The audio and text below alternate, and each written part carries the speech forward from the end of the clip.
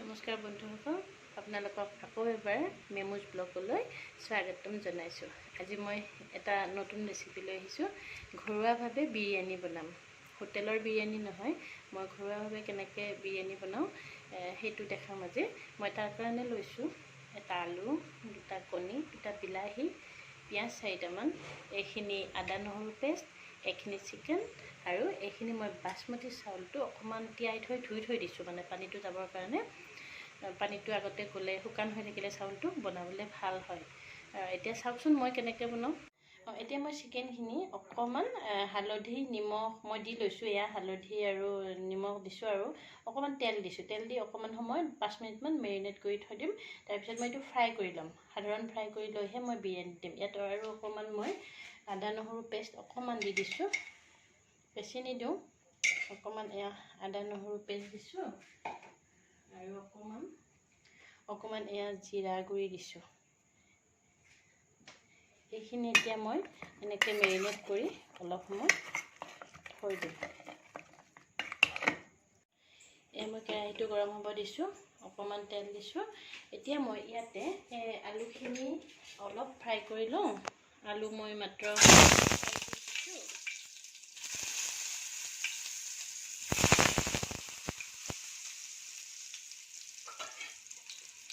আলুখিনি অকণমান ৰঙচুৱাকৈ ভাজি ল'ম। আপোনালোকে এনেকৈ বনাই খাবচোন, ঘৰুৱা মছলা দি পেলাই বিৰিয়ানী। হোটেলত যে খাওঁ সেইটোতকৈ অলপ বেলেগ টেষ্ট হয়, কিন্তু ভাল লাগে। অকণমান হালধি দিছোঁ আলুখিনি ৰঙচুৱা হ'বৰ কাৰণে।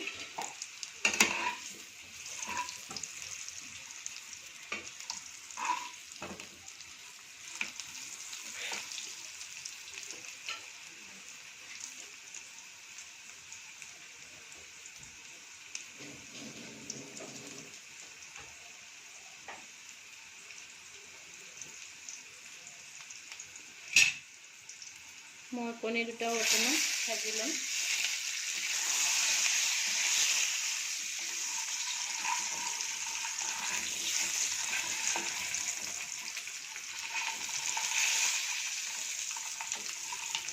এইখিনি অলপ ৰঙচুৱা হোৱাৰ পিছত মই কুটি লোৱা পিঁয়াজখিনি ভাজি ল'ম। এইখিনি হৈ গৈছে, মই এইখিনি নমাই থওঁ।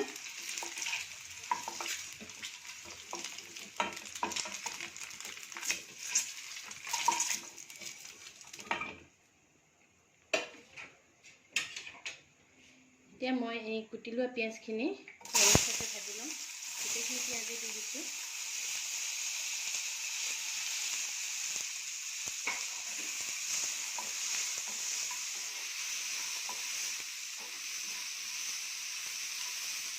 পিঁয়াজখিনি অলপ ৰঙচুৱা হ'লে ইয়াৰে বেছিভাগ মই নমাই থ'ম আৰু অলপ ৰাখি দিম।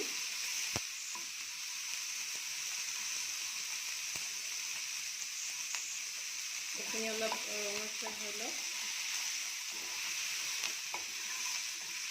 এইটো মই নিজৰ মতেদি বনাইছোঁ দেই, নিজে এনেকৈ বনাই খাইছোঁ, ভাল লাগিছে, সেইকাৰণে আপোনালোককো দিছোঁ ৰেচিপিটো। বনাই চাবচোন। গ্ৰেভি নোহোৱাকৈ এনেকৈ বিৰিয়ানী বনাই খাব ভাল লাগে। কেতিয়াবা ভেজ বনাবও পাৰি, ইয়াতে চয়াবিন বা পনীৰ দি পেলাই এইটো চিষ্টেমতে দিব পাৰি। তাত কেৱল কণী আৰু চিকেনটো নাথাকে।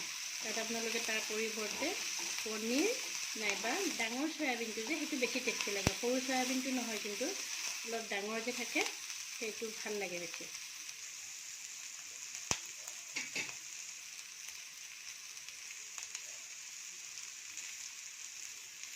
এইখিনি ৰঙচুৱা হৈছে।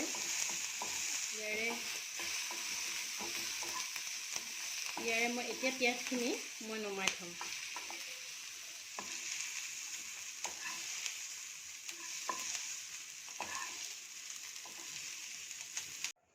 এতিয়া মই কেৰাহীটোত আৰু অকণমান তেল দিছোঁ। তাত মই চিকেনখিনি অকণমান ভাজি ল'ম, বেছি নহয়, এনেই অলপ ভাজি ল'ম আৰু ৰঙচুৱা হোৱাকৈ। মই চিকেনটো বহাই দিছোঁ।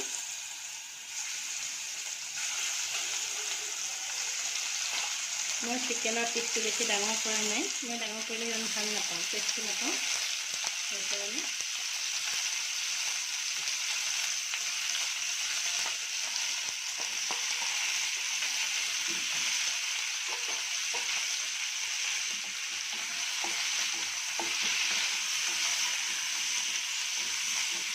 চিকেনটো অলপ আগতে মেৰিনেট কৰি থ'লে মানে তাত নিমখ বা মছলাখিনি সোমাই যায়তো, তেতিয়া খাবলৈ বেছি সোৱাদ হয়।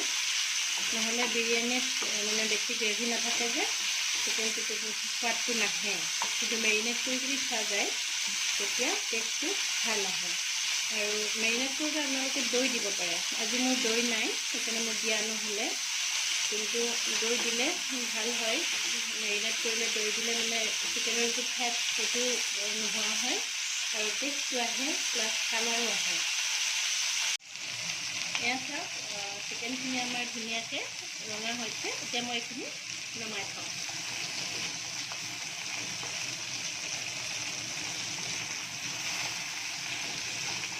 এনেকৈ বনাই খালে এটা বেলেগ টেষ্ট পোৱা যায়। হোটেলৰ বিৰিয়ানীটোৰ টেষ্টটো বাৰু বেলেগ, কিন্তু এইটো আমাৰ ঘৰুৱা বিৰিয়ানী, খায়ো ভাল লাগে। আপোনালোকে বনাই চাবচোন।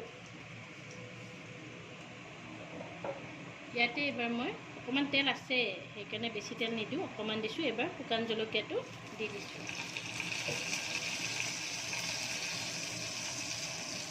অকণমান পাঁচফোৰণ দিছোঁ।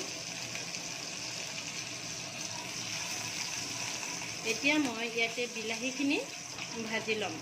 বিলাহীখিনি সৰু সৰুকৈ কুটি লৈছোঁ, সেইখিনি মই গ্ৰেভি এটা বনাই ল'ম ইয়াতে। আচলতে এনেকৈ আপুনি যদি কুকাৰটো ডাঙৰ হয় তেতিয়া কুকাৰটোতো বনাব পাৰে। কুকাৰটো ভাল হয়, একেলগে হৈ যায়, দুটা বাচনৰ দৰকাৰ নাই। মই কেতিয়াবা কুকাৰটো বনাওঁ।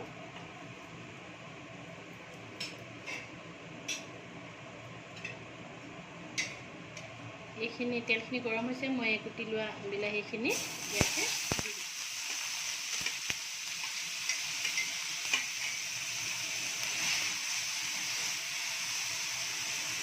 এই বিলাহীখিনিত একেলগে আদা নহৰু পেষ্টটো দি দিছোঁ।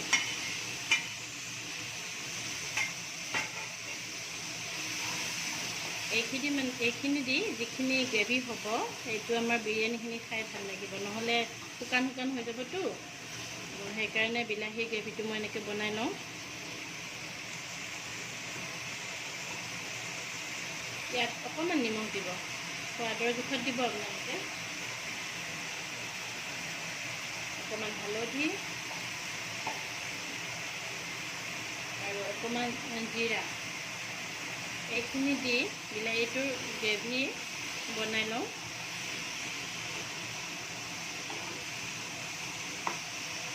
বিলাহীখিনি আধা ভজা গ'লে মই তাত ভাজি লোৱা পিঁয়াজৰ অলপ দিওঁ। ইয়াতে মই এই যে ভাজি লৈছিলোঁ পিঁয়াজখিনি অকণমান দি দিছোঁ। গোটেইখিনি নিদিওঁ, গোটেইখিনি পিছত মোক লাগিব।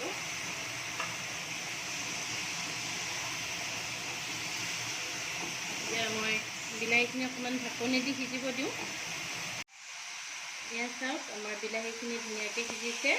সিজি ইয়াতে এনেকৈ ৰাখোঁ মই, পিছততো বিৰিয়ানীত পানী দিয়া যাবই। এইখিনি ধুনীয়া গ্ৰেভি হৈছে। এতিয়া মই এইখিনি নমাই মই কুকাৰত বিৰিয়ানীখিনি বনাম। আমাৰ যিহেতু গোটেইখিনি হৈয়ে গ'ল, এতিয়া কুকাৰটোত জাষ্ট আমি সজাই লেয়াৰ কৰি বহাই দিম। ওপৰত চাউল দিম, তলত এইটো, মই সেইটো দেখাই আছোঁ।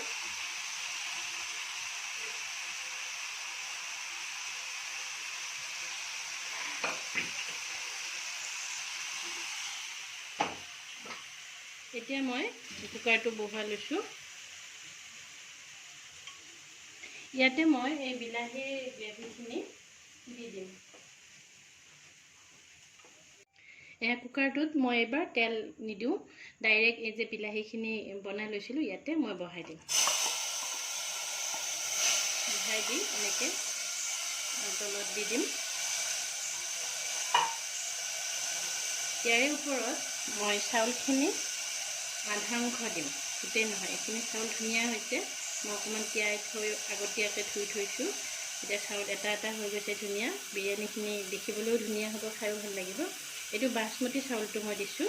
এইটো দীঘল দীঘল যে, দেখিবলৈ ধুনীয়া হয় বিৰিয়ানীটো। মই এই চাউলৰ আধাখিনি ইয়াৰে বিলাহীখিনিৰ ওপৰত দি দিম।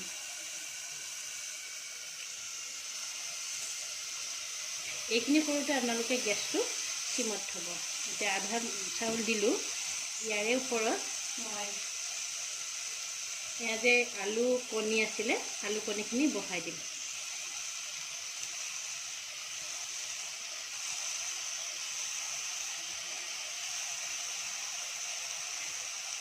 ইয়াৰ লগত অলপ পিঁয়াজ দি দিব, ভাজি থোৱা পিঁয়াজখিনি। তাৰ ওপৰত আৰু অকণমান চাউল দি দিব।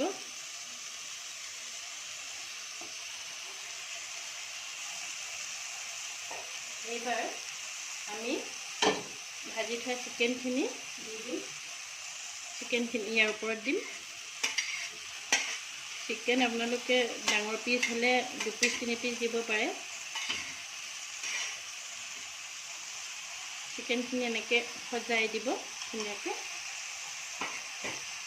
তাৰ ওপৰত আকৌ এই যে পিঁয়াজখিনি ৰৈ গৈছিল, এবাৰ গোটেইখিনি পিঁয়াজ আমি ইয়াতে দি দিম। এবাৰ ইয়াৰ ৰৈ যোৱা চাউলখিনি ইয়াতে বহাই দিছোঁ।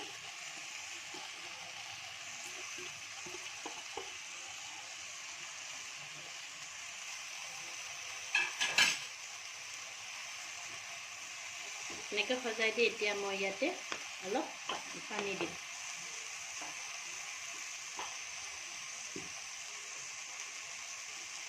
এয়া অকণমান পানী দি দিছোঁ।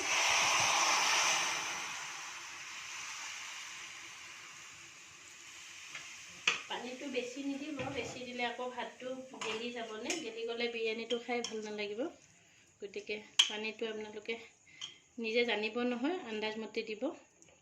এতিয়া ইয়াৰে ওপৰত এচামুচ ঘি,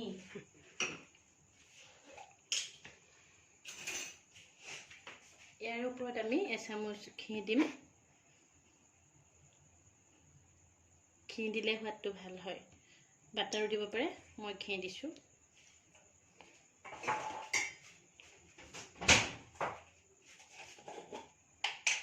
আৰু অকণমান দালচিনি গুড়ি, দালচিনি গুড়িখিনি ইয়াতে দি এতিয়া মই এখন ঢাকনি মাৰি চিটি বাজিব দিম। 2টা দিম, 2টা নিদিলেও হয়। এয়া কুকাৰটোৰ মই এটা চিটি যাব দিলোঁ আৰু এতিয়া ঢাকনি খুলি দিলোঁ। আপোনালোকে চাওকচোন, দেখিবলৈ ধুনীয়া হৈছে। ইয়াৰ ওপৰত পিঁয়াজখিনি, মছলা মানে মইতো দালচিনি গুড়িহে দিছিলোঁ, বেলেগ মছলা মই একো দিয়া নাই। বিৰিয়ানী মছলা থাকিলে দিব পাৰে, কিন্তু মই দিয়া নাই। মই মানে একদম চিম্পুল বনাইছোঁ। আপোনালোকে এনেকৈ বনাই খাই চাবচোন, কেনেকুৱা লাগে জনাব মোক কমেণ্ট কৰি। আৰু ভিডিঅ'টো যদি ভাল পায় তেতিয়াহ'লে আপোনালোকে লাইক কৰিব, কমেণ্ট কৰিব আৰু শ্বেয়াৰ কৰিব। মই এইখিনি এতিয়া আপোনালোকক সজাই পেলাই দেখাই আছোঁ কেনেকুৱা হৈছে ভিতৰৰ বস্তুখিনি আপোনালোকক মই দেখাই। এয়া চাওক, মই এনেকৈ উলিয়াই ল'লোঁ। এই আলু, মাংস আৰু ইয়াতে এইটো কণী আৰু এই যে তলত যে বিলাহীখিনি দিছিলোঁ, এইখিনি এনেকৈ উলিয়াই দিছোঁ। প্ৰত্যেক সাজতে আপোনালোকে এনেকৈ উলিয়াই দিব, দিলে তেতিয়া বিৰিয়ানীখিনিৰ লগত মিক্স হ'ব, খাই ভাল লাগিব। এতিয়া আপুনি ইয়াতে যদি ভাল পায় চাট মছলা দিব পাৰে। এইটো যে চাট মছলা অকণমান দি ল'ব পাৰে সোৱাদৰ কাৰণে। কিছুমানে ভাল নাপায়, তেতিয়া নালাগে। আৰু তাৰ লগত এয়া নেমু আৰু পিঁয়াজ মই ক'লা নিমখ দি লৈছোঁ। ক'লা নিমখ দিলে হজমৰ কাৰণেও ভাল। এনেকৈ খাই চাবচোন আৰু আপোনালোকে কমেণ্ট কৰিব, শ্বেয়াৰ কৰিব নাপাহৰিব কিন্তু। Thank U.